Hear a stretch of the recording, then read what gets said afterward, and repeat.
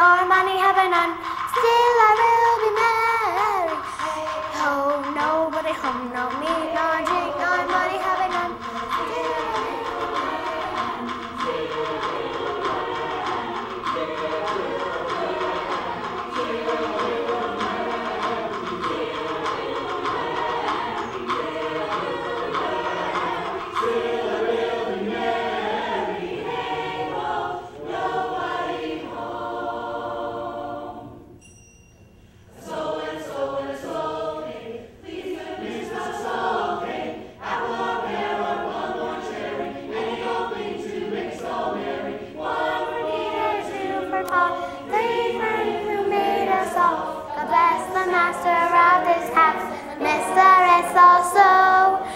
All the little children, let's round your table go. Go down into your cellar and see what you can find. If your barrels are not empty, we hope you will be kind. And so cake, please good Mr. Soul Cake. Apple or pear or plum or cherry, any old thing to make us all merry. One for me and two for all, three for him who made us all.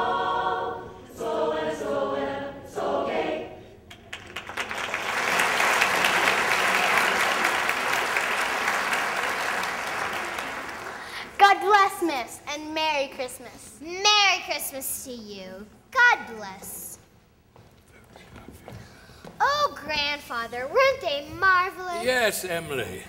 But now you two must hurry to bed.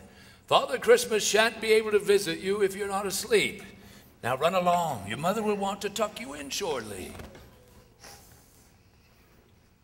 Tell us a story, Grandfather, to make us sleepy. A story? I'll read you something when you're in bed.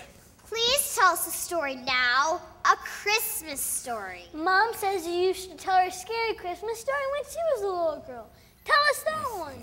No, just a happy Christmas story. The scary story, tell it. Tell us a scary story. Now, Robbie, that is enough. I do know a Christmas story, and it has a few ghosts in it. Are you sure you want to hear it? Well, is it very scary? Well, parts of it might be, but I'll stop whenever you want me to. Go on then. Start it out. We're not afraid, are we, Emily? Well, right. No. Well then, this happened a long time ago, over 50 years ago this very night. Marley was dead to begin with. There is no doubt whatever about that. Oh, Marley was as dead as a doornail. What is there particularly dead about a doornail? You should say as dead as a coffin nail. Permit me to repeat emphatically that Marley was as dead as a doornail. Oh, Scrooge knew he was dead. Of course he did. Scrooge and Marley were partners for I don't know how many years. Scrooge was his sole executor, his sole administrator, his sole friend, and sole mourner. And even Scrooge was not so dreadfully cut up by the sad event. It starts at a funeral then. Is that where the ghosts are? Well, the mention of Marley's funeral brings me back to the point I started from. There is no doubt that Marley was dead. This must be distinctly understood, or nothing wonderful can come of this story. Now, Scrooge never painted out old Marley's name. There it stood years afterwards above the warehouse door. Scrooge and Marley. What was he like, this Scrooge? Oh, but he was a tight-fisted hand at the grindstone, Scrooge. A squeezing, wrenching, grasping, scraping, clutching, covetous old sinner. Hot and sharp as flint, from which no steel had ever struck out generous fire. What did Scrooge look like?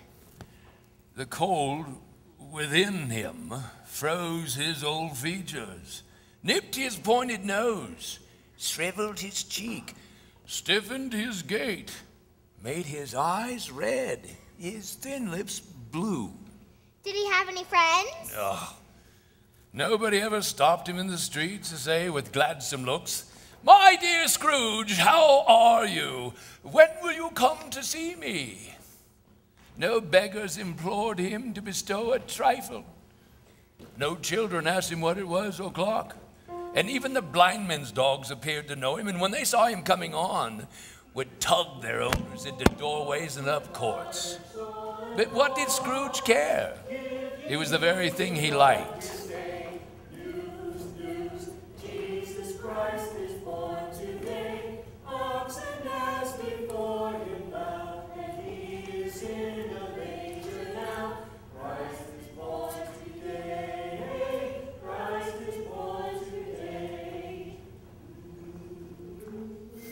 On Christmas Eve, old Scrooge sat busy in his counting house.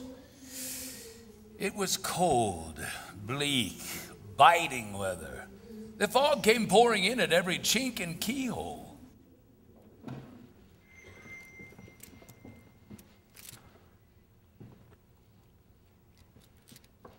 A Merry Christmas, Uncle. God save you. Bah, humbug. Christmas a humbug? Uncle, you don't mean that, I'm sure. I do. Merry Christmas. What right have you to be merry? You're poor enough. Come then. What right do you have to be dismal? You're rich enough. Humbug. Don't be cross, Uncle. What else can I be when I live in such a world of fools as this? Merry Christmas. What's Christmas time to you but a time of paying bills with no money? A time of finding yourself a year older and not an hour richer. If I could work my will, every idiot who goes about with Merry Christmas on his lips would be boiled in his own pudding and buried with a stake of holly right through his heart. Uncle! Nephew, keep Christmas in your way and let me keep it in mine. Keep it? But you don't keep it. Let me leave it alone then. Much good it has done you, much good it may ever do you. There are many things from which I might have derived good, by which I have not profited, I dare say Christmas among the rest. But I'm sure I have always thought of Christmas time as a good time, a kind, forgiving, charitable, pleasant time. And therefore, Uncle, though it has never put a scrap of gold or silver in my pocket, I believe it has done me good and will do me good. And I say, God bless it. God bless our world this Christmas day. God bless the children as they pray. And through this simple song we say, God bless this Christmas day. Another sound out of you, Cratchit, and you'll keep your Christmas alive by losing your situation. Yes, Mr. Scrooge. You must remember that song, Uncle. My mother used to sing it when Christmas time Stop is... that infuriating singing! Don't be angry, Uncle. Come, dine with us tomorrow. I'll see you in hell first. But why? Why? Why did you get married, and to a poor girl with no dowry? Because I fell in love. Because you fell in love. Good afternoon. But you never came to see me before I married. Why give it as a reason for not coming now? Good afternoon. I want nothing from you. I ask nothing from you. Good afternoon. I am sorry with all my heart to find you so resolute. We have never had any quarrel of which I'm aware, but I'll keep my Christmas humor to the last. So a Merry Christmas, Uncle. Good afternoon. And a Happy New Year. Good afternoon. Season's greetings to you and yours, Bob Cratchit. How is your fine family? They are well, Mr. Fred. Thank you for asking after them. Oh, and a Merry Christmas to you and your missus. Scrooge and Marley's, I believe. Good evening. Have I the pleasure of addressing Mr. Scrooge or Mr. Marley? Mr. Marley's been dead these 7 years. He died 7 years ago this very night. Well, sir, we have no doubt his liberality is well represented by his surviving partner. Ah. At this festive season of the year, Mr. Scrooge, it is more than usually desirable that we should offer some slight provision to the poor and destitute. Ah. Many suffer greatly at the present time. Many thousands are in need of common necessities. Hundreds of thousands are in need of common comforts. Are there no prisons? Plenty of prisons. The union workhouses, are they still in operation? They are. Still, I wish I could say that they were not. The treadmill and poor laws are in full vigor then? Both very busy, sir. Oh, I'm very glad to hear. From what you said at first, I thought something had stopped them in their useful course. Well, yes. Under the impression that they scarcely furnish Christian cheer, a few of us are endeavoring to raise a fund to buy the poor some meat and drink and means of warmth. What shall we put you down for? Nothing. Oh, you wish to remain anonymous. Lovely. I wish to be left alone. Since you asked me what it is I wish, that is my answer. I don't make merry myself at Christmas. I can't afford to make idle people merry. I help to support the establishments I mentioned. They cost enough. People who are badly off must go there. Many can't go there, and many would rather die. If they had rather die, they had better do it and decrease the surplus population. Good afternoon.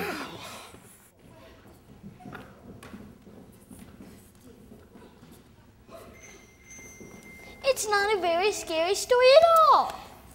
I haven't finished telling it. I think it's perfectly wonderful. Go on, tell the rest. But make it scary. The fog and darkness thickened. The ancient tower of a church struck the hours and quarters with tremulous vibrations, as if its teeth were chattering in its frozen head. The cold became intense, piercing, searching, biting cold. A group of young carolers gnawed and mumbled by the hungry cold, stopped at Scrooge's keyhole to regale him with a Christmas carol.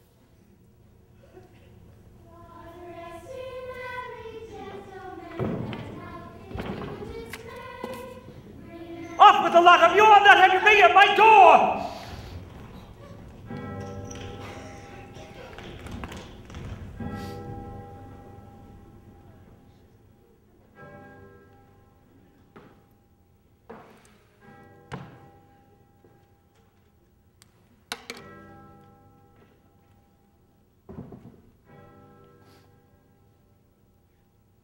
You want all day tomorrow, I suppose. If quite convenient, sir. It's not convenient, and it's not fair. If I were to stop you half a crown for it, you'd feel yourself ill-used. Yet you don't feel me ill-used when I pay a full day's wages for no work. It's only once a year, Mr. Scrooge. A poor excuse for picking a man's pocket every 25th of December. Still, I suppose you must have the whole day. Be here all the earlier the next morning. Yes, sir, I will, sir. Thank you, sir.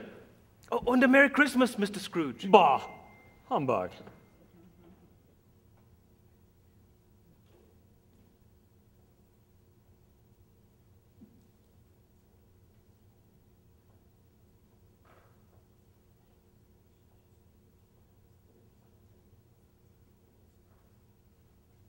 There's my boy.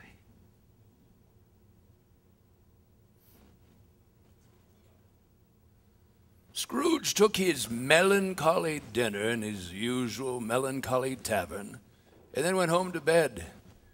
He lived in chambers which had once belonged to his deceased partner. They were a gloomy suite of rooms in a lowering pile of building, old and dreary, but nobody lived into it, Scrooge, the other rooms being all let out as offices.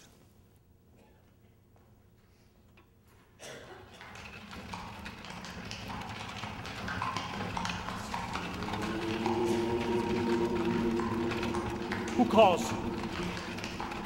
Show yourself! Humbug.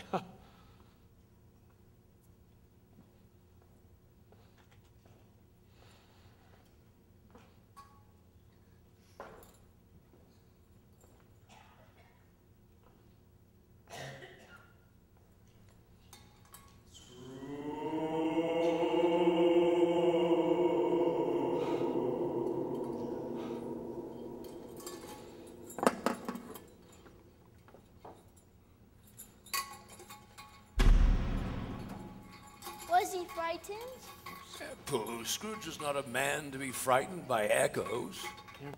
He fastened the door and walked across the hall and up the stairs. If I were Mr. Scrooge, I would like you to straight off and double lock the door to the bedroom, just to be sure.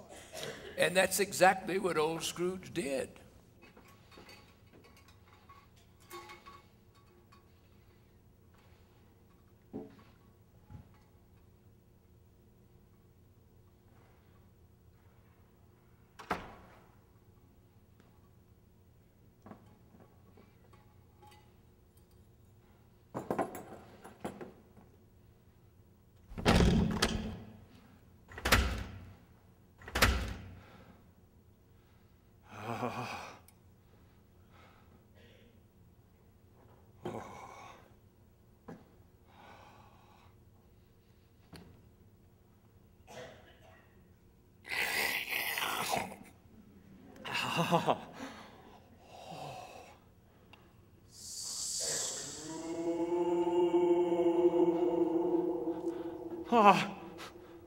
Humbug. Indigestion.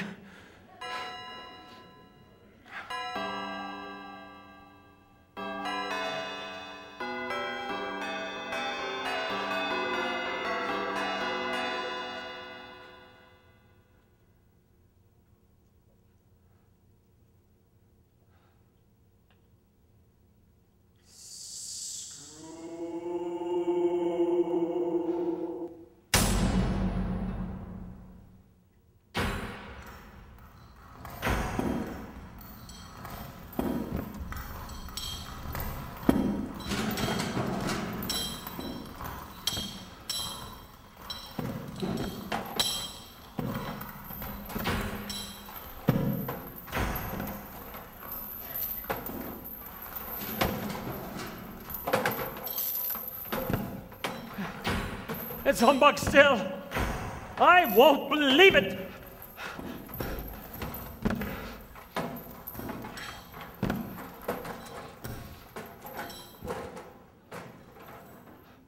How now? What do you want with me? Much. Who are you? Ask me who I was. You're particular for spirit. Who were you then? In life, I was your partner, Jacob Marley. Can you sit? I can. Do it then.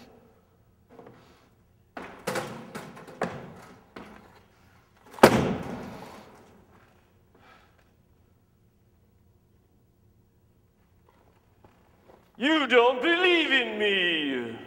I don't. Why do you doubt your senses? Because a little thing affects them. You might be a slight disorder of the stomach, undigested bit of beef, a blot of mustard, a crumb of cheese, a fragment of underdone potato. Why, there's more of gravy than of grave about you. Whatever you are, humbug, I tell you, humbug! Man of the worldly mind, do you believe in me or not? Mercy, I do. I must, but why do you walk the earth and why do you come to me? It is required of every man that the spirit within him should walk abroad among his fellow men and travel far and wide.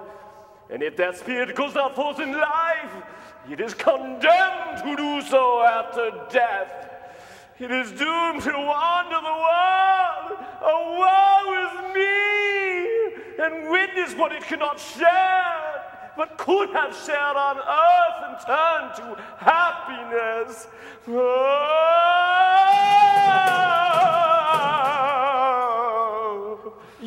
You're fettered. Tell me why. I wear the chain I forged in life. I made it link by link and yard by yard. I girded it on of my own free will, and of my own free will I wore it. Is its pattern strange to you? Or would you know the weight and length of the strong coil you yourself bear? It was as long and full and heavy as this 7 Christmas Eves ago, and you have labored on it since. It is a ponderous chain. Speak comfort to me, Jacob. I have none to give. It comes from other regions, Ebenezer Scrooge, and is conveyed by other ministers to other kinds of men. I cannot rest. I cannot stay. I cannot linger anywhere.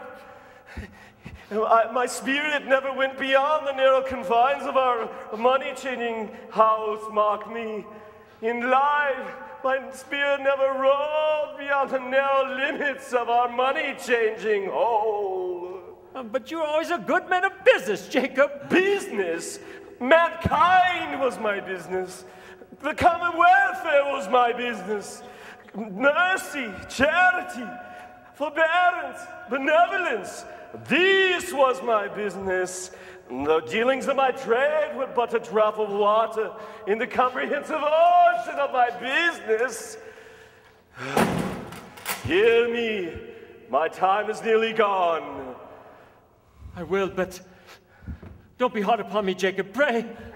How it is that I appear before you today in a manner that you can see, I may not tell. I have sat invisible beside you many and many and many a day. That is no light part of my penance. But I am here tonight to warn you that you have yet a chance and hope of escaping my fate. Oh, you're always a good friend to me. Thank you. You will be haunted by 3 spirits. Is that the chance and hope you mentioned, Jacob? It is. Oh, I think I'd rather not. Without their visits, you cannot hope to shun the path I tread. Expect the first tomorrow, when the bell tolls 1. Couldn't I take them all at once and have it over, Jacob? Expect the second on the next night, at the same hour. The third on the next night, when the last stroke of 12 has ceased to vibrate. Look to see me no more, and look that, for your own sake, you remember what has passed between us.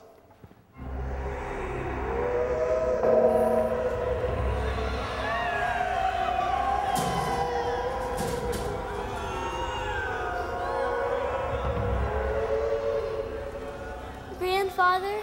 Yes, Robbie. I feel a bit sleepy. He's not sleepy. He's frightened. Is that true, Robbie? We needn't continue if the story's too frightening. No, it's just, well, about this ghost and Willie and such. What does it all mean?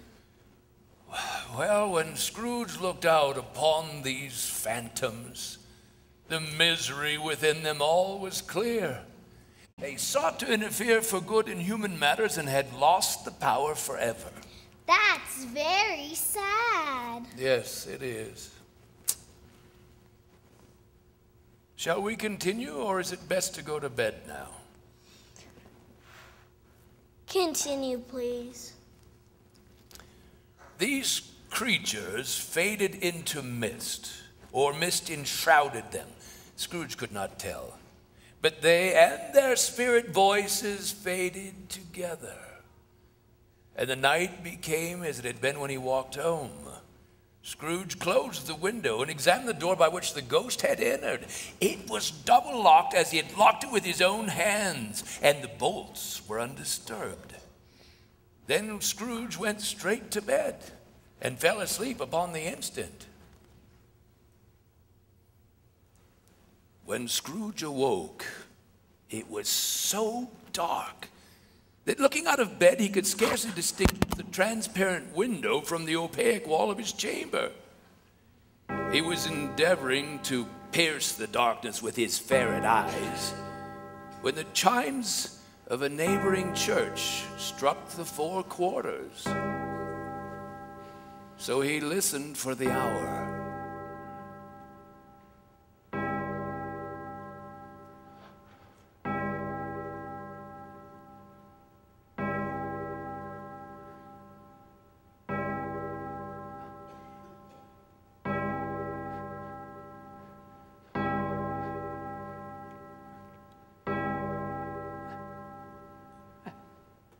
That's impossible. It was past 2 when I went to bed. I can't have slept through another day and far into another night, and it's not possible that something has happened to the sun, and this is 12 at noon. 1/4 past. 1/2 past. 1/4 to it.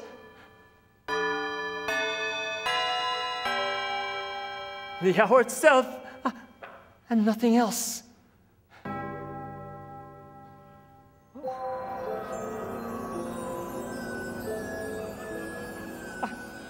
Are you the spirit whose coming was foretold to me? I am. Who and what are you? I am the ghost of Christmas past. Long past? No, your past. I beg you, Spirit, cover your head. What? Would you so soon put out the light I give? I did not mean to offend you. Tell me, Spirit, what business brings you here? Your welfare. Oh, I'm much obliged to be sure, but a night of unbroken rest would have been more conducive to that end. Your reclamation, then. Take heed, Ebenezer Scrooge. Rise and walk with me. I'm mortal and liable to fall. Bear but a touch of my hand there. Do you know this place? Know it. Good heavens.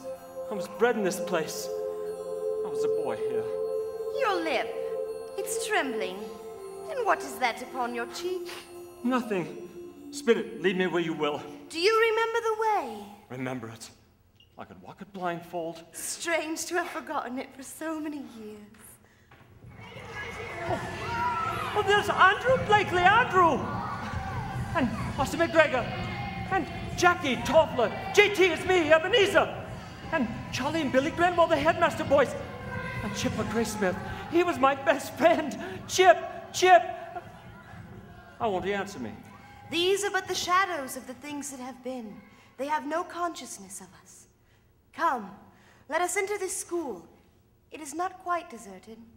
A solitary child neglected by his friends is left there still. I know, Spirit. Do not make me see this. Come.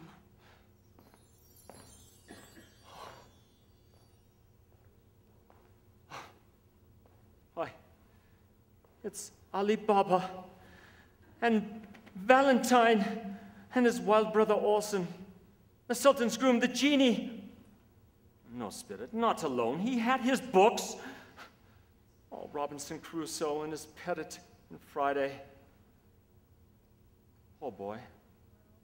I wish, but it's too late now. What is the matter? Nothing. Only nothing.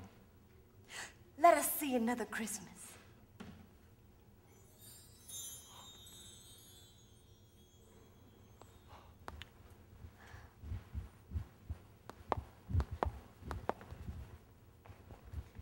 Abby! Fan! Fan, what are you doing here? I've come to bring you home, dear brother. My sister Fan. I loved her so. Home, little Fan? Yes, home, Abby. Home forever and ever. But Father is so much kinder than he used to be. He spoke so gently to me one night when I was going to bed that I was not afraid to ask him once more if you might come home. Oh, Fan. And he said, yes, you should, and sent me in a coach to bring you. I can hardly believe it. And Abby, you're never to come back here. Do you mean it? It's true. You're really coming home. You're quite a woman, little Fan. And we're to be together all the Christmas long, Abby, and have the merriest time in all the world. It's always Christmas when you're around, little Fan. God bless our world this Christmas day. God bless the children as they pray. And through this simple song we say, God bless this Christmas day. Dear Fan. She was my family. Always a delicate creature whom a breath might have withered. But she had a large heart. So she had. I'll not deny it, God forbid. She died a woman and had, as I think, children. One child. True, your nephew. Yes. My nephew Fred. Do you know this place? Know it. I was apprenticed here. Why, it's old Fezziwig. Bless his heart. It's Fezziwig alive again. What an employer he was. Everyone loved Fezziwig. Yes. 7 o'clock. Yo-ho, Dick, Ebenezer. We're almost finished, Mr. Fezziwig. Yo-ho, no more work tonight, boys. Dick Wilkins, to be sure. But by 1:30, we'll be done. Oh, it's Christmas Eve. Now clear away, me lads. We need all the room here. Here you go, Dick. Cheer up, Ebenezer. Merry Christmas, Mr. Fezziwig. Merry Christmas, Mrs. Fezziwig. Where are my lovely daughters? Come, my darlings. And the three Miss Fezziwigs, Ermengarde, Hortense, and Augusta. Ooh! Ermengarde, don't slouch. Oh, yes, Mother. I won't, Mother. Hortense, remember to smile. But I am smiling, Mother. Shoulders back, Augusta. It hurts when my shoulders are back. Oh, hush, girls, the guests are arriving. Merry Christmas! Welcome, welcome! Merry Christmas! Merry Christmas. Merry Christmas! Merry Christmas. Welcome, so glad to see you. Welcome, come in. Come in. Merry Christmas. Welcome, welcome. Merry Christmas. Merry Christmas. Welcome, welcome. We're so glad that you are here. Time to dance. Merry Christmas. We have the lovely Miss Lily Ward. Find a partner, everyone. Belle, look at her, Spirit. She's so beautiful. Yes, she was. Music, please.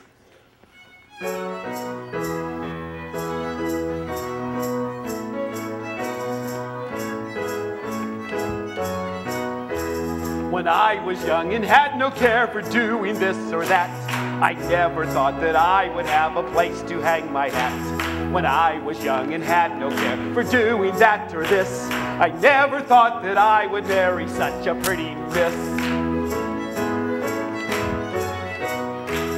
When I was young and had no care for telling now from then, I never thought I'd go away and then come home again. When I was young and had no care for telling then from now, I never thought I'd have the wealth that happens the last. So now I'm old and truth be told, I've done it all and more. Spare the grave if I behave, there must be more in store. Woo!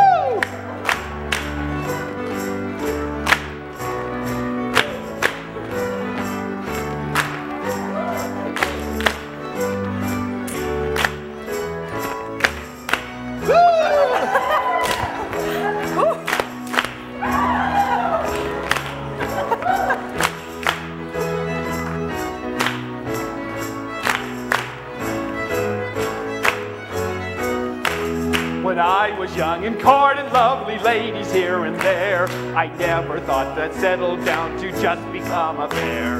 When I was young and gentlemen were calling there and here, I never thought I'd have the chance to call just one my dear. When I was young and had no care for telling right from wrong, I never thought a chance to have good friends would come along. When I was young and had no care for telling wrong from right, I never thought that we would give a party here tonight. So now I'm old and truth be told, I've done it all and more. Spare the grave if I behave, there must be more in store. So now I'm old and truth be told, I've done it all and more. Spare the grave if I behave, there must be more in store.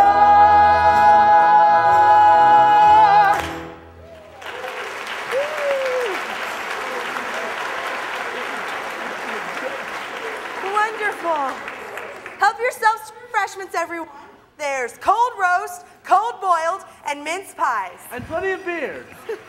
Such a small matter to make these silly folks so full of gratitude. Small? Oh, well, is it not? He's spent but a few pounds of your mortal money. 3 or 4, perhaps. Is that so much that he deserves this praise? Oh, it's not that, Spirit.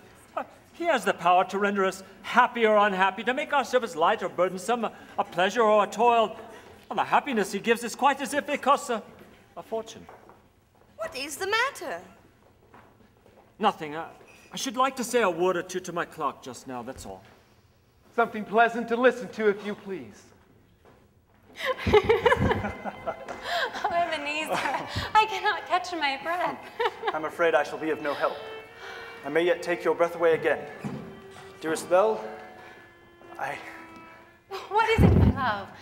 Is there something the matter? Oh, no, there's nothing the matter, my darling Belle. It's Christmas Eve, and Fezziwig has given me a bonus and a raise. Oh, Ebenezer, that's wonderful. And I've gone and done something rather startling, but not without the most careful of thought. Ebenezer, what have you gone and done? I have bought you this, my love. with the sincerest hope that you will honor me by becoming my wife. Oh, Ebenezer. But you know I have no dowry, nothing to give you.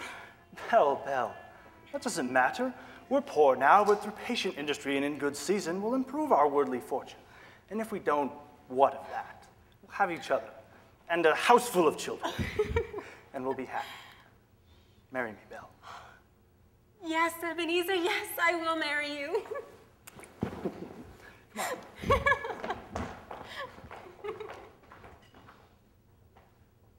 No more, Spirit.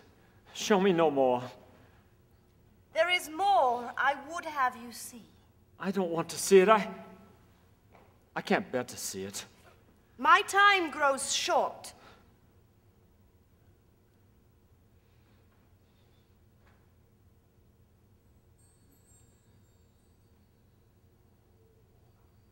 Look.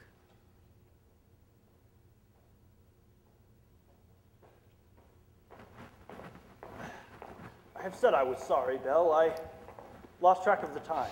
There will be other parties. It matters little. To you, very little.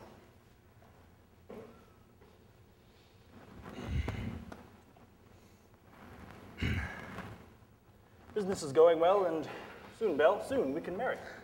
In how many more years, Ebenezer? No, another idol has displaced me. What idol has displaced you? A golden one. I work to improve my situation in life. Isn't that the way of the world?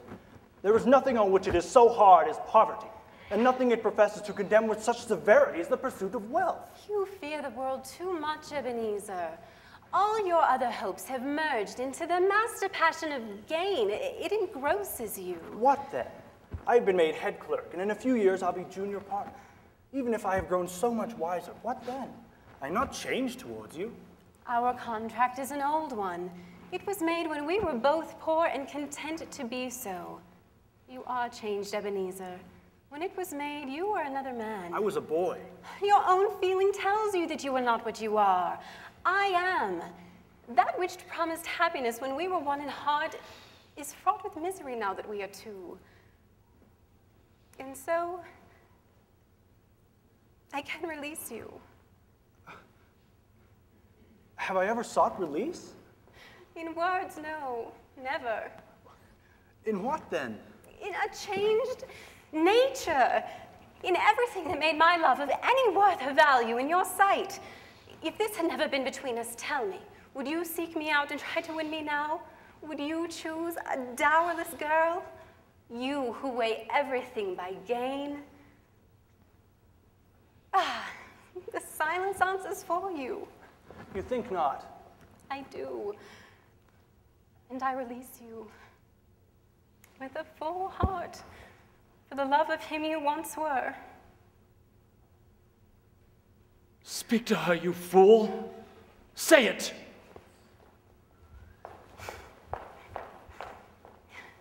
You may. The memory of what is past half makes me hope you will have pain in this. But I am sure that after a very, very brief time, you will dismiss the recollection of it gladly as an unprofitable dream from which it happened well that you awoke. May you be happy in the life you have chosen.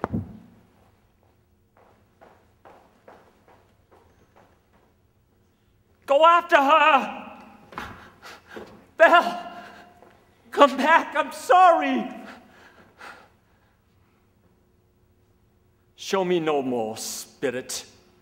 Conduct me home. Why do you delight to torture me so? One shadow more. No more. No more. It's your turn, it's your turn, it's your turn. Is this Belle? No, but these are her children. Don't peek. I won't. Hurry.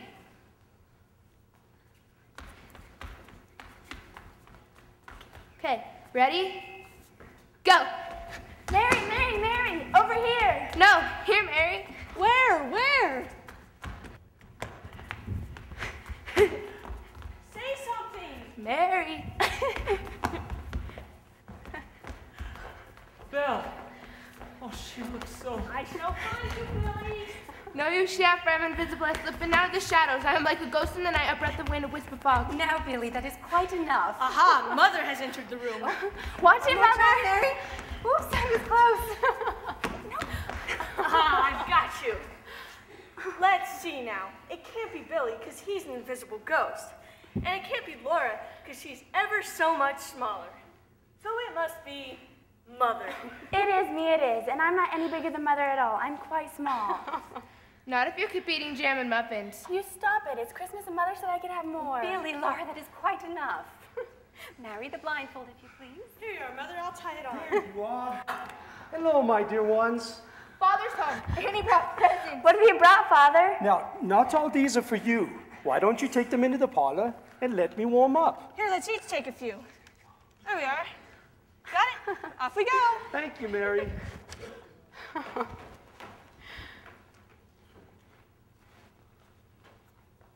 Oh, Bill, I ran into an old friend of yours today. Who was it? Yes. How can I? Well, I'm sure I don't know. Ebenezer Scrooge. Oh, Mr. Scrooge it was. I passed his office window today, Bill, and there he was, working intently at his desk, solitary candle by his side. And his partner, Mr. Marley, lies upon the point of death. Not expected to survive the night, I hear. And there he sat, alone.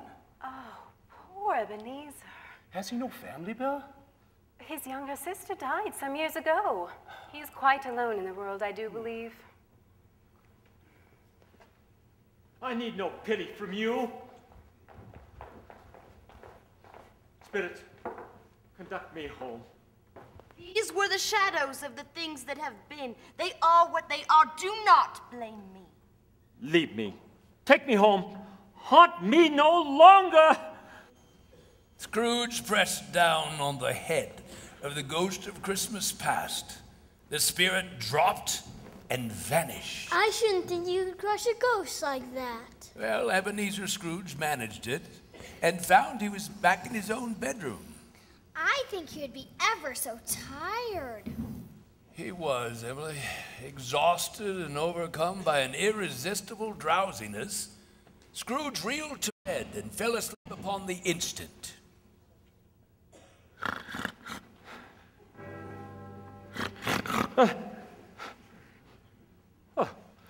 I have no desire to be taken by surprise by the next specter. Oh, there's much I wish to ask him when he gets here. What will this one look like, I wonder? Ha! Nothing between a baby and a rhinoceros will astonish me very much. Scrooge! Come and know me better, man. I am the ghost of Christmas present. Look upon me. You have never seen the like of me before. Never. Have you never walked forth with any of my brothers who came before me? I don't believe I have, no. I'm afraid I have not.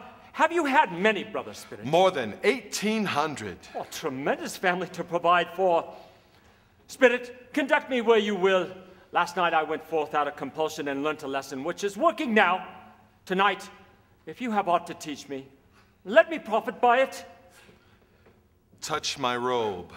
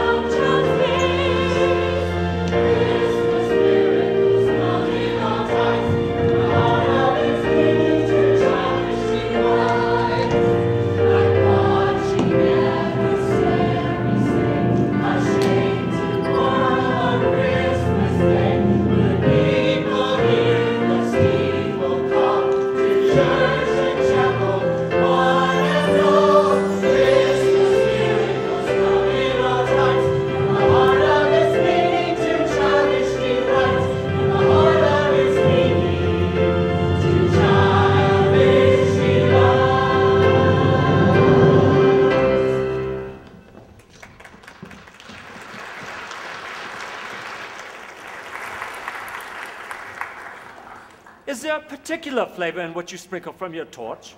There is. My own. Would it apply to any kind of dinner on this day?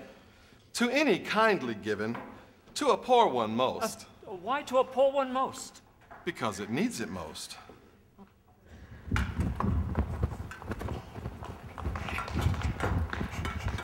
We could smell the gift from as far away as a baker. We knew it was Oz. We knew it. No one could mistake that wonderful smell of sage. An onion. What has ever got your precious father then? And Tiny Tim? And Martha weren't as late last Christmas Day by half an hour. Oh, here's Martha, Mother. Martha! So good to see you. Martha, bless your heart alive, my dear, how late you are. We did deliver to finish up last night and had to clear away this morning, Mother. Well, never mind so long as you are come. Sit you down by the fire and have a warm, Lord bless you. No, there's Father coming. Oh, go. Shh.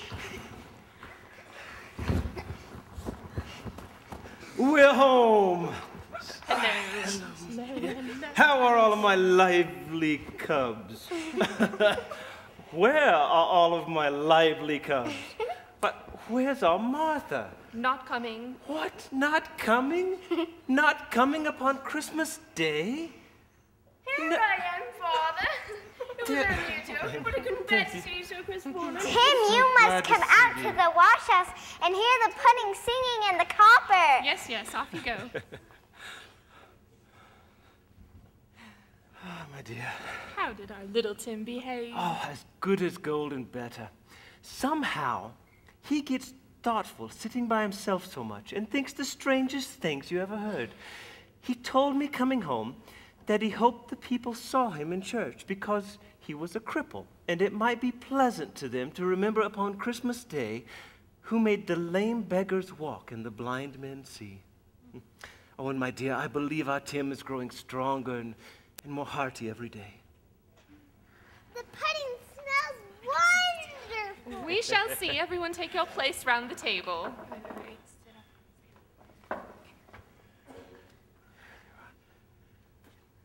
Shall we, children? Yes. We thank you, Lord, for daily bread, for life and health and roof and bed. We thank you, Lord, for the morning sun and peaceful nights when day is done.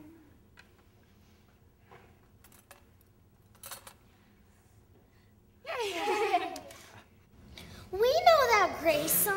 Of course you do. It's a wonderful song. Grandfather, all this talk about food, I'm getting quite hungry. I'm afraid I don't have much to offer you. Here's a piece of hard candy. For the both of you. I'm afraid it seems to be the best I can do. I'll take it then, although a succulent slice of roast goose sounds much better. Grandfather, their feast was so meager. Yes, my dear. But to them there never was such a goose. Its tenderness and flavor, size and cheapness were the themes of universal admiration. Eked out by the applesauce and mashed potatoes, it was a sufficient dinner for the whole family. Somehow everyone had enough, and the youngest Cratchits in particular were steeped in sage and onion to the eyebrows. When the plates had been changed, Mrs. Cratchit stood back, too nervous to take part as the pudding came out of the copper.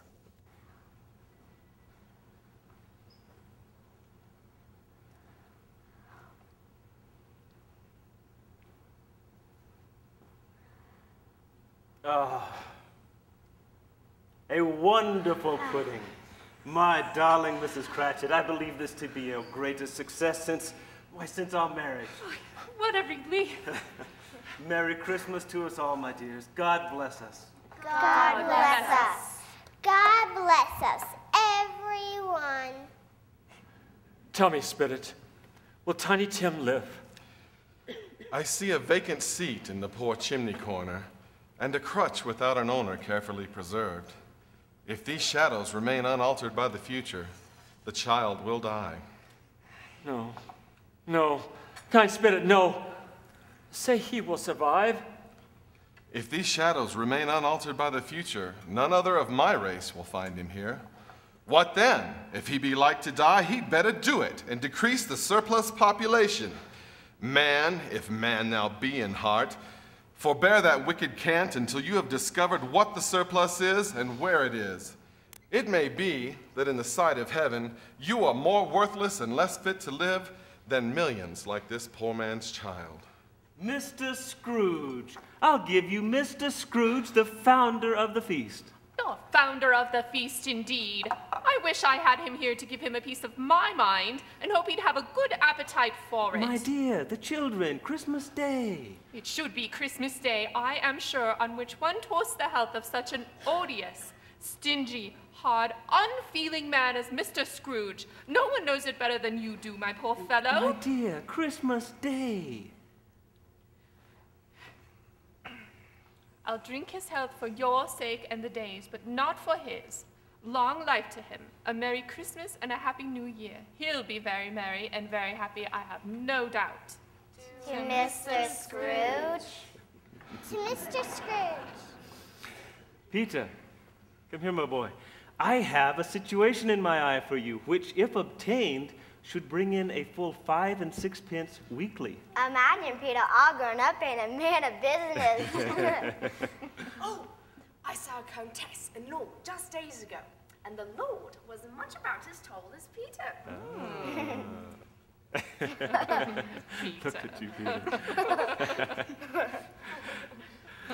What about a song, Tim? All right, Bill, which will it be? Ooh, give us Silent Night. Yes, yes, I love that.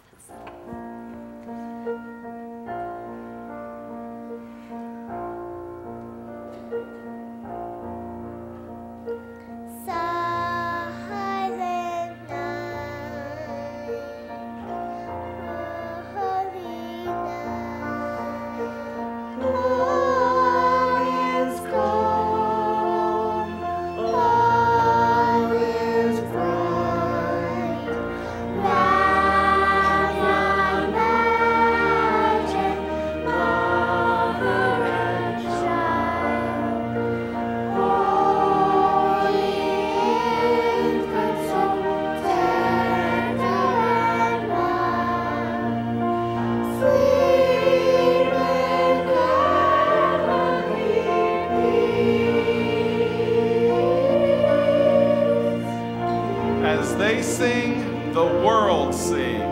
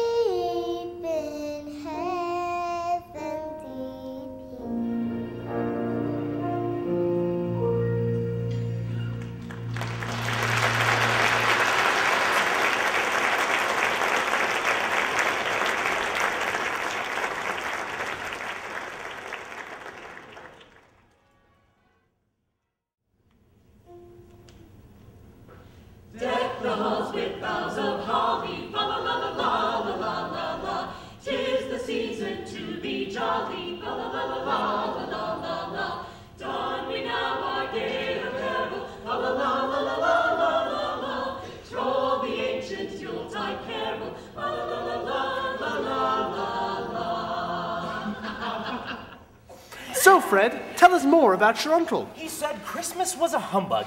As I live, he believed it too. More shame for him, Fred. He's a comical old fellow, that's the truth, and not as pleasant as he might be.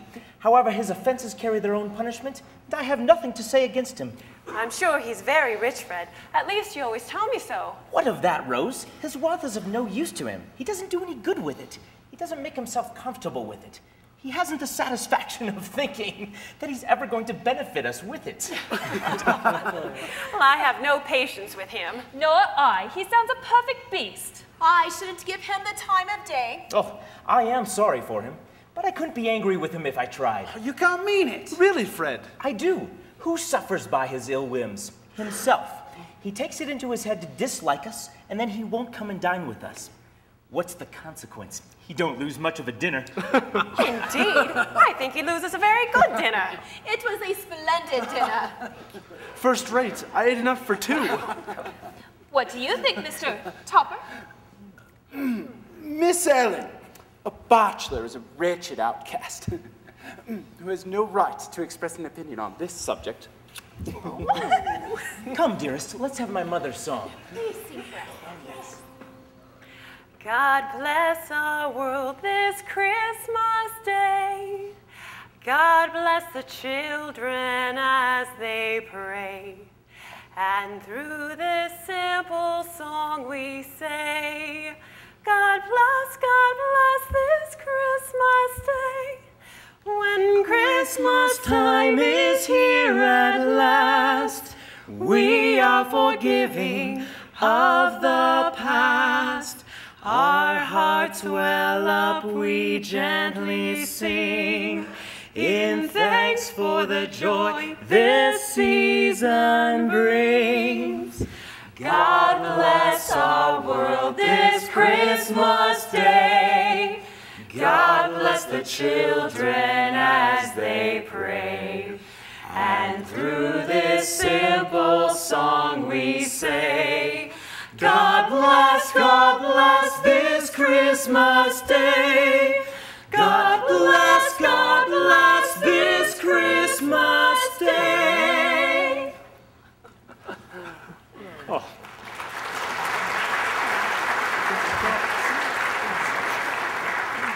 My nephew, Fred, he's very much like his mother, my sister, Fan.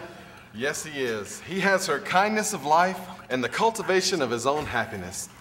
Come along, you irritating man. It is time to go. One moment.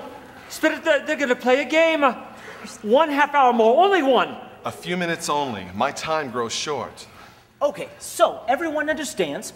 I think of something, and the rest of you must find out what. But you can only answer yes or no. Yes. Are you thinking of a place? No. Is it some savage animal? Yes. Oh, a growling sort of beast. Oh, yes. Does it live in a cage? No. Surely it can't live in London. Yes. Is it a horse, ass, cowboy, tiger, pig, dog, cat, or bear? No to all of them. And only one question at a time, Topper, if you please. I give up. I haven't an inkling. He's got nothing in his mind at all. He's having a go at us. Not true, Charlie. Is it an animal made show of? No. Well, I'm sure I don't know then. I know what it is. I found it out, Fred. I know what it is. What is it, Ellen? It's your Uncle Scrooge. It certainly is. Seems to me you should have answered yes to is it a bear? He has given us plenty of merriment, I am sure, and it would be ungrateful not to drink to his health. A Merry Christmas and a Happy New Year to the old man, whatever he is. He wouldn't take it from me, but may he have it nevertheless. Uncle Scrooge. Uncle Scrooge.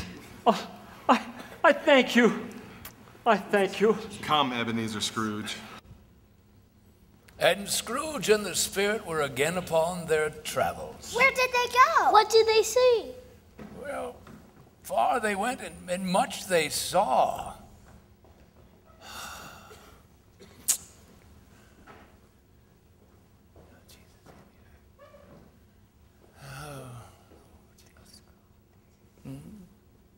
Much they saw, far they went. Well, in many homes they visited, but always with a happy end.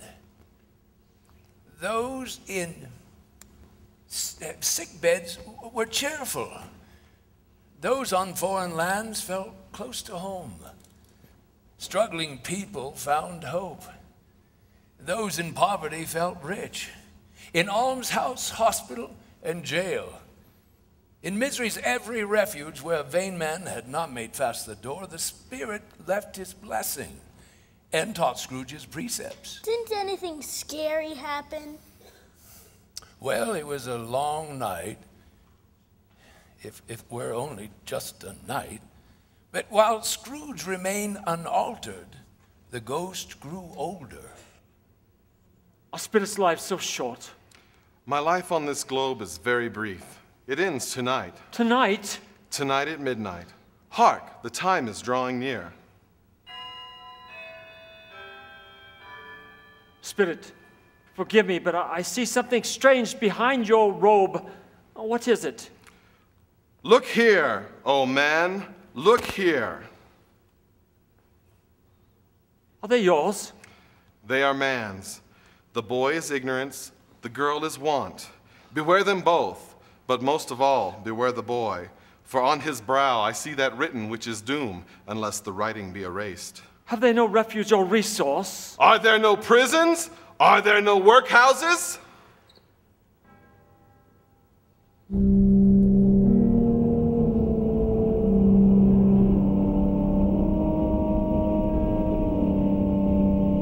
Am I in the presence of the ghost of Christmas yet to come?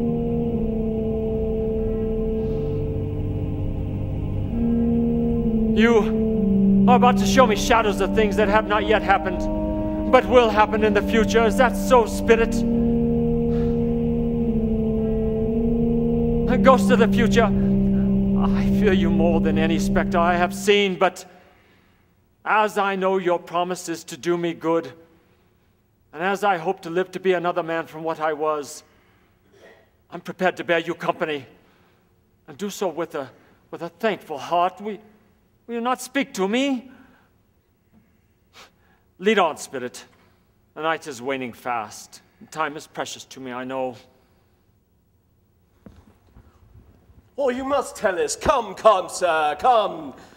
Come, tell us. What do you know? No, I don't know much about it either way. I only know he's dead. When did he die? Last night, I believe. Why, what was the matter with him? I thought he'd never die. Oh, God knows. What has he done with his money? I haven't heard. Left it to his company, perhaps? Hasn't left it to me. That's all I know. It's likely to be a very cheap funeral. For upon my life, I don't know of anybody to go to it. Suppose we make up a party and volunteer. Well, I don't mind going if lunch is provided, but I have to be fed if I'm to make one. Well, I'm the most disinterested among us, for I never wear black gloves and I never eat lunch. But I'll offer to go if anybody else will. But, back to business. Come round later if you'd like. Bye-bye. Have a good day, sirs. Spirit, I don't see the importance of so trivial of a conversation. But there must be some hidden purpose, so why show it to me? No doubt it is for my own improvement. I will treasure up every word I heard and everything I saw. Am I to see my own shadow in this place? For I have an expectation that my future conduct will give me the clue I missed and render the solution to these riddles easy. I do not see myself here, yet this is my usual corner at this time of day. Where are we? I've never penetrated this part of town before. It has a bad repute. All right. Let the charwoman alone be a first, let the laundress alone be a second, and let the underacres woman alone be the third. Look here, old Joe, here's a chance if we hadn't all three met here without meaning it. You couldn't have met in a better place. Come into the parlor. Come into the parlor. Very well, then. It is the worse for the loss of a few things like these. Not a dead man, I suppose. Not indeed. If he had wanted to keep him after he was dead, a wicked old screw, why wasn't he natural in his lifetime? If he had been, he'd have had somebody with him when death struck, instead of lying there gasping gasping out his last. Alone, by yourself. It's the truest words that ever were spoke. It's a judgment on him. Open up that bundle, Joe. Let me know the value of it. I'm not afraid of this, nor afraid for him to see it. Open it up, Joe. Here, Joe. Take mine. It's small and quickly gone through. Okay, what you having here? Oh, what good have we got here today? 2 seals, a pencil case, 1 pair of sleeve buttons. Oh, what we got here? A brooch? No great value. What else, Miss Boyle? That's all there is, Joe. Okay. Here we go. Yeah, there we go. Who's next? Here, Joe. Sheets. Towels. Oh, nightshirt. Oh, I hear something else in here. What we got? It's the old silver, Joe. Oh, what else you got there? And the sugar tongs. Oh, well, let's see here.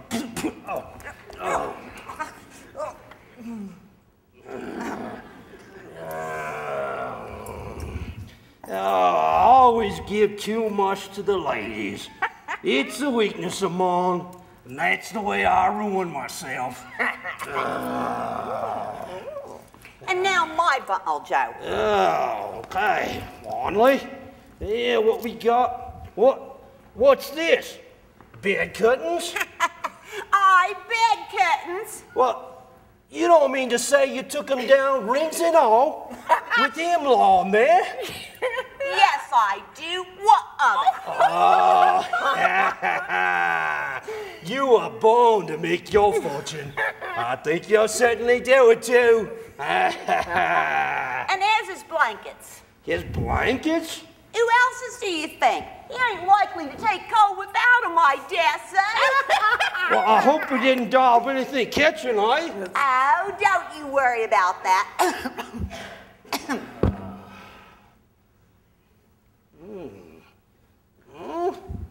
You can look at that shirt till your eyes ache, but you won't find a hole nor a threadbare place. It's the best he had. They'd have wasted it if it hadn't have been for me. Well, what you call wasting of it? Putting it on him to be buried in, to be sure. Yeah. Somebody was fool enough to do it, but I took it off again. Oh, okay. Okay, here you go. All right. This is the end, you see. He frightened everyone away from him when he was alive to profit us when he was dead.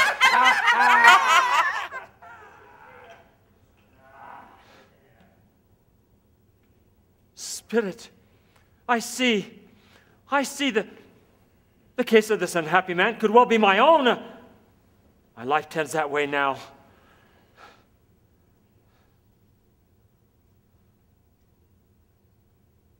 Merciful heavens, what is this? This is a fearful place, Spirit. Let us go. I understand you. And I would if I could.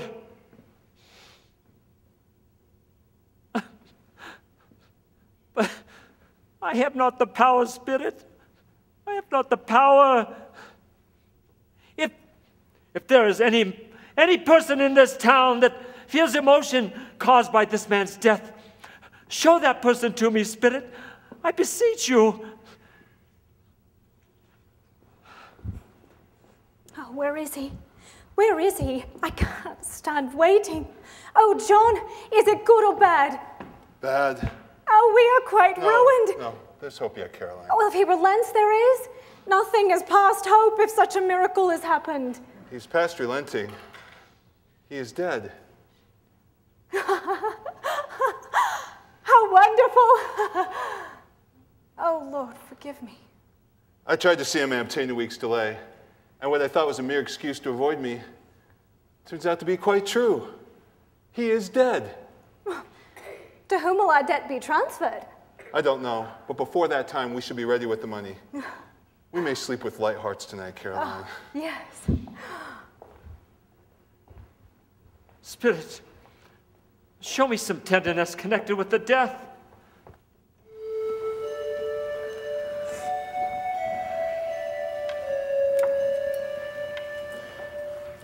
The color hurts my eyes. It makes them weak by firelight. And I wouldn't show weak eyes to your father when he comes home for the world. It must be near his time. Past it, rather. But I think he walks a little slower than he used to. Since these past few evenings, Mother. I have known him to walk with Tiny Tim upon his shoulder very fast indeed. And so have I, often. And so have I, Mother. Me too. Very fast. Very fast indeed. But he was light to carry, and your father loved him so that it was no trouble at all. There's your father now. Good evening.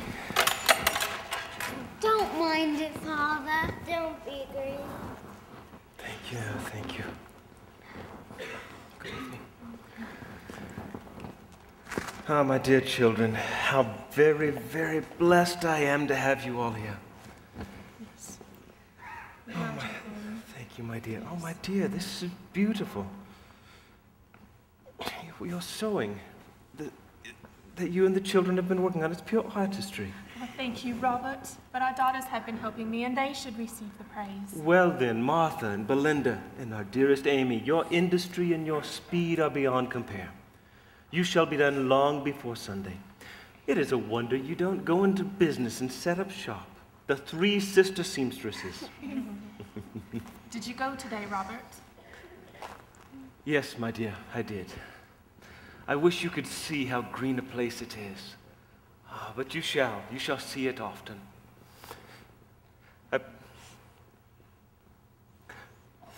I promised him that I would walk by there on Sunday. My little child.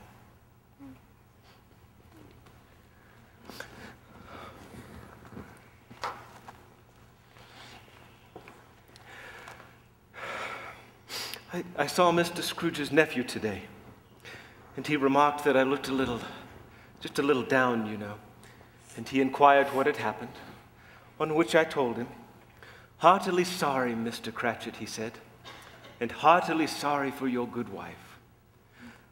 By the by, how he knew that, I don't know. Knew what, dear? Why, my dear, that you were a good wife. Everybody knows that. Very well observed, my boy. Very well observed. I hope they do.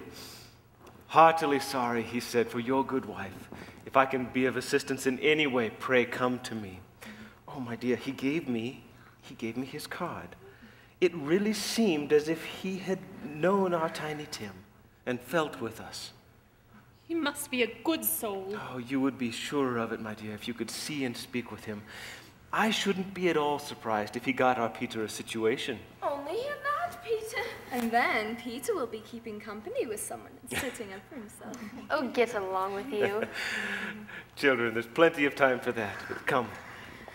Children, know this, that however and whenever we part from one another, I am sure that we shall none of us ever forget our poor Tiny Tim, or this our first parting among us. No, Father. No, we won't forget. I am happy. I am so very, very happy.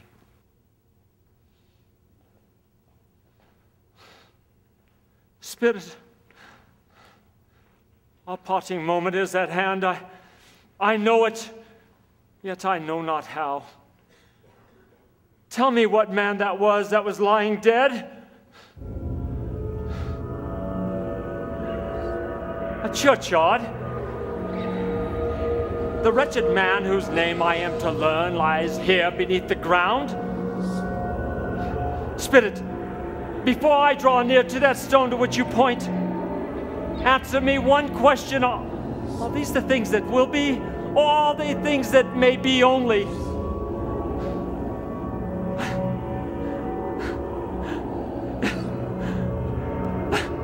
Am I that man whose funeral was spoken of? No,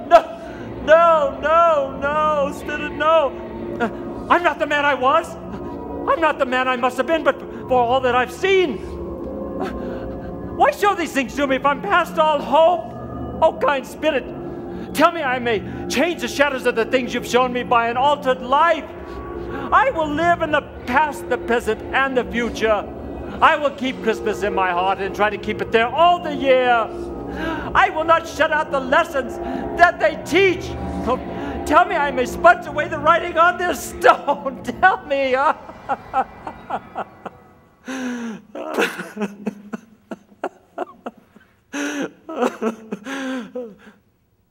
Huh?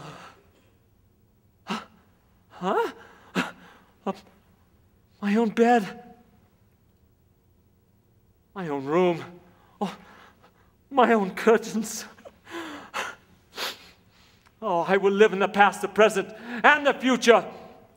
Jacob Marley, heaven and the Christmas time be praised. On my knees, I say, oh, Jacob, on my knees. I don't know what to do. I'm as light as a feather. Oh, I'm as happy as an angel. I'm as merry as a schoolboy. A Merry Christmas to everyone. Happy New Year to the world. Oh, I don't know what day of the month it is. I don't know anything. Oh, I'm quite a baby.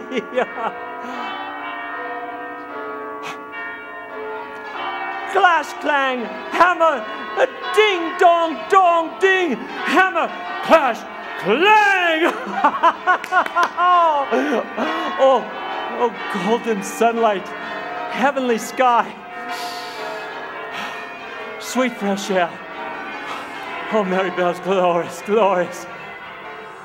Are you there, boy? What's today? A.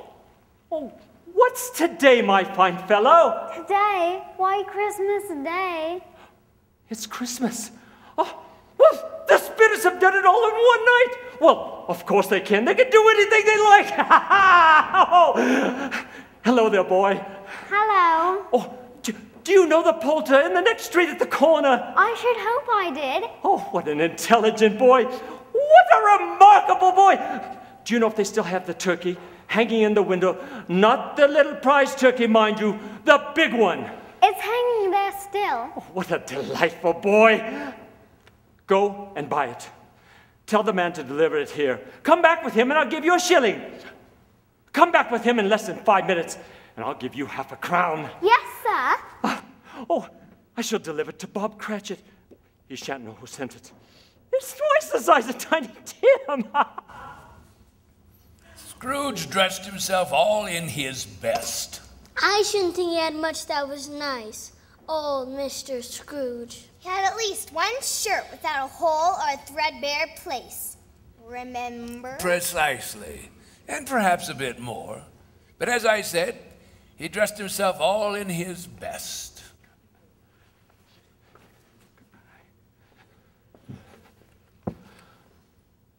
Oh, I shall love it. Oh, for as long as I live. What an honest expression it has in its face. What a wonderful knocker. The turkey arrived at last.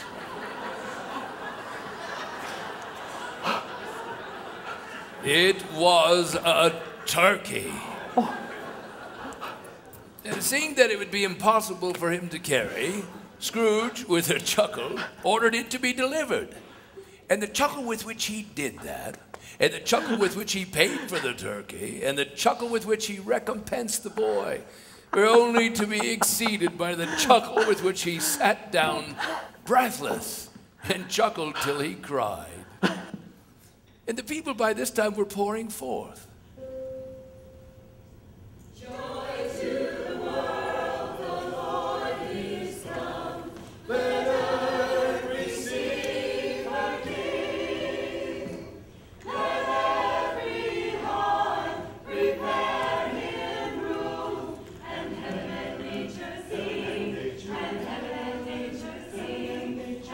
Scrooge regarded everyone with a delighted smile. He looked so irresistibly pleasant that 3 or 4 good-humored fellows said, Good morning to you. A Merry Christmas, sir. Scrooge said often afterwards that of all the blithe sounds he had ever heard, those were the blithest in his ears.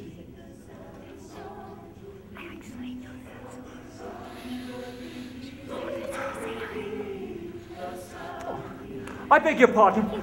I hope you were successful yesterday. Merry Christmas to you both. Mr. Scrooge? Yes, that is my name. I fear it may not be very pleasant to you. Allow me to ask your pardon, and will you do me the goodness of... Lord bless me!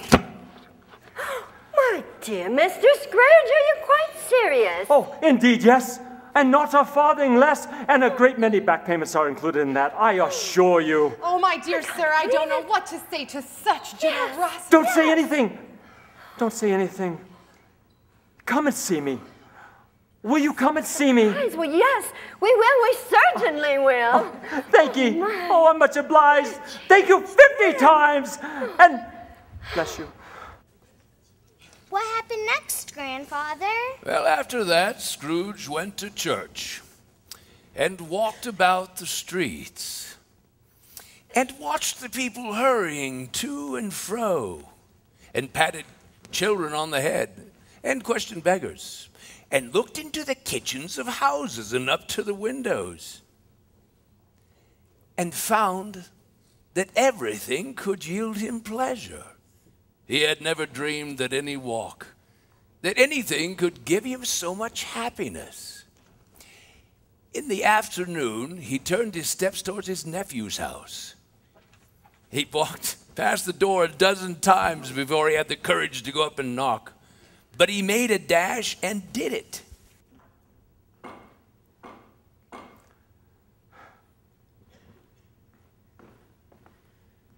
Yes, may I help you? Uncle Scrooge? It is I. Why, bless my soul. May I come in for dinner? In? Rose, come here. Rose, there's someone I would like you to meet. Of course, Fred. Rose, this is my Uncle Scrooge. Oh. Uncle Scrooge, this is my wife, Rose. My dear, please forgive a lonely old man for his years of stupidity. We are. I am so pleased you are here, Uncle Scrooge. God bless our world this Christmas day. God bless the children as they pray. And through this simple song we say, God bless this Christmas day. When Christmas time is here at last, we are forgiving of the past. Our hearts well up, we gently sing, in thanks for the joy this season brings. Scrooge felt at home in 5 minutes. Nothing could be heartier. His niece looked just the same, and so did Topper when he came. Wonderful party, wonderful games, wonderful harmony, wonderful happiness. What about the Cratchits? What about Tiny Tim? Ah, well, Scrooge was early at the office the next morning. Oh, he was early there. If only he could be there first and catch Bob Cratchit coming late. That was the thing he had his heart set upon. More than a quarter past the hour of 9. Oh, Bob Cratchit. Bob.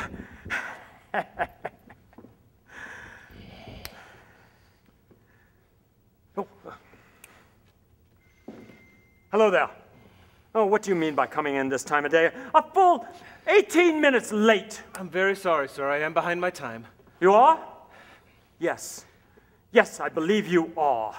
It's only once a year, sir. It shall not be repeated. I was making rather merry yesterday, sir. I'll tell you what, my friend. I'm not going to stand for this any longer. And therefore, I'm about to raise your salary. A Merry Christmas, Bob! A Merry Christmas that I have given to you in many a year. I shall raise your salary, and I shall assist your struggling young family. And we shall discuss it all over a bowl of smoking bishop, Bob. Now, go and light up the fires, and buy another coal scuttle before you dot another I, Bob Cratchit! And now, Emily and Robbie, it's time for bed. But is that all? Is that the end? Well, Scrooge was better than his word. He did it all, and infinitely more. Did Tiny Tim die? Well, no, Tiny Tim did not die. Oh, of course. Oh, what? Robbie, it's Grandfather Tim. Oh, of course. Yes. And to Tiny Tim, who did not die, he was a second father. And Scrooge became as good a friend, as good a master, and as good a man as the good old city knew, or any other good old city, town, or borough in the good old world. And it was always said of him that he knew how to keep Christmas well, if any man alive possessed the knowledge. And may that truly be said of us, and all of us. And so, as Tiny Tim observed, God bless us, everyone.